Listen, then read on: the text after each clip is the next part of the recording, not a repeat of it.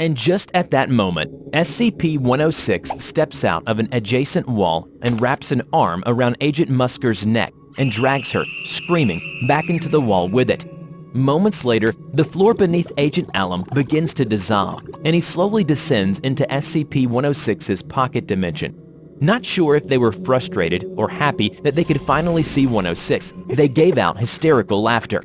Hello everybody, I'm the Rubber. Today, we bring you a SCP Foundation Keter class object, SCP-106. SCP-106, also known as the Old Man, appears to be an elderly humanoid with a general appearance of advanced decomposition. This appearance may vary, but the rotting quality is observed in all forms. 106 is not exceptionally agile and will remain motionless for days at a time, waiting for prey.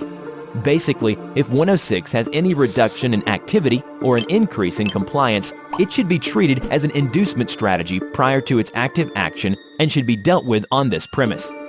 106 is also capable of scaling any vertical surface and can remain suspended upside down indefinitely. When attacking, it will attempt to incapacitate prey by damaging major organs, muscle groups, or tendons, then pull disabled prey into its pocket dimension.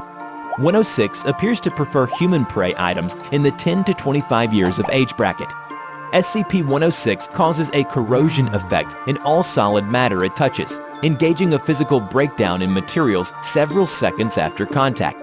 This is observed as rusting, rotting, and cracking of materials, and the creation of a black, mucus-like substance similar to the material coating SCP-106. This effect is particularly detrimental to living tissues, and is assumed to be a pre-digestion action. Corrosion continues for 6 hours after contact, after which the effect appears to burn out. 106 is capable of passing through solid matter, leaving behind a large patch of its corrosive mucus. It is able to vanish inside solid matter, entering what is assumed to be a form of pocket dimension.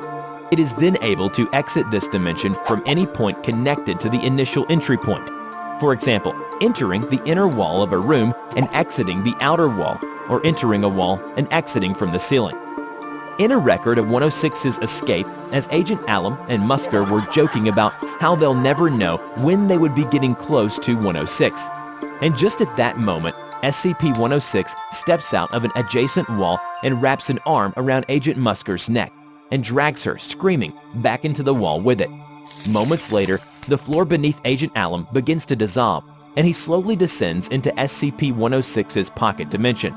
Not sure if they were frustrated or happy that they could finally see 106, they gave out hysterical laughter.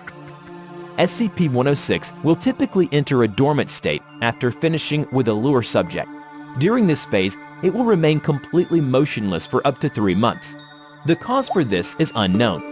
SCP-106 will emerge from this state in a very agitated state and will attack and abduct staff and cause gross damage to its containment cell and the site at large. SCP-106 appears to hunt and attack based on desire, not hunger.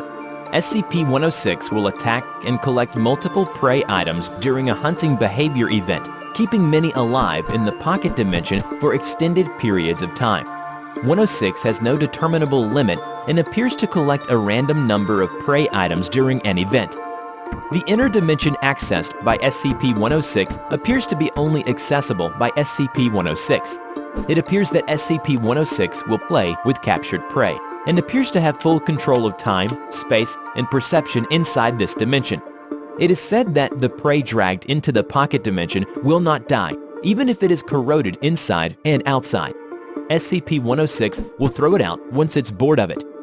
In the event of a breach event by SCP-106, a human within the 10 to 25 years of age bracket will be prepared for recall, with the compromised containment cell being replaced and restored for use. When the cell is ready, the lure subject will be injured, preferably via the breakage of a long bone, such as the femur, or the severing of a major tendon, such as the Achilles tendon. Lure subject will then be placed in the prepped cell, and the sound emitted by said subject will be transmitted over the site public address system.